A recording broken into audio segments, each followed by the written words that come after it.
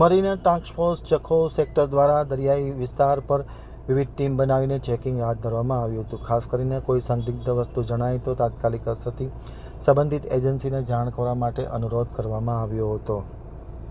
હવે જોઈએ જખૌ આમતક ન્યૂઝ બ્યુરોનો એક વિસ્તૃત અહેવાલ. મરીન કમાન્ડો દ્વારા કચ્છ સરહદે ખાસ ડ્રાઇવનું આયોજન કરવામાં આવ્યું હતું. મરીન ટાસ્ક ફોર્સના એડીજીપી અમિત વિશ્વકર્મા તેમજ ડીઆઈજીપી એએમ મુનિયા, એસપી એસ.જે. પરમારના માર્ગદર્શન હેઠળ સમગ્ર ગુજરાત રાજ્યના દરિયા કિનારાના વિસ્તારમાં તકેદારીના ભાગરૂપે સમગ્ર ગુજરાતના દરિયાકાંઠે ખાસ ડ્રાઇવનું આયોજન કરવામાં આવ્યું હતું. જેના અનુસંધાને marine task force Jakhau sector દ્વારા ડીવાયએસપી ચૌધરીના નેતૃત્વ હેઠળ જખૌ સેક્ટરના સમગ્ર મરીન કમાન્ડો ટીમ દ્વારા ખિદરત ટાપુ, શિયાળબારી, ભારત સોલ્ટ, સિંધોડી બીચ, મીઠાપોર્ટ સુધીની દરિયાઈ તટીય વિસ્તારમાં ખાસ ડ્રાઇવ હાથ ધરવામાં આવી હતી.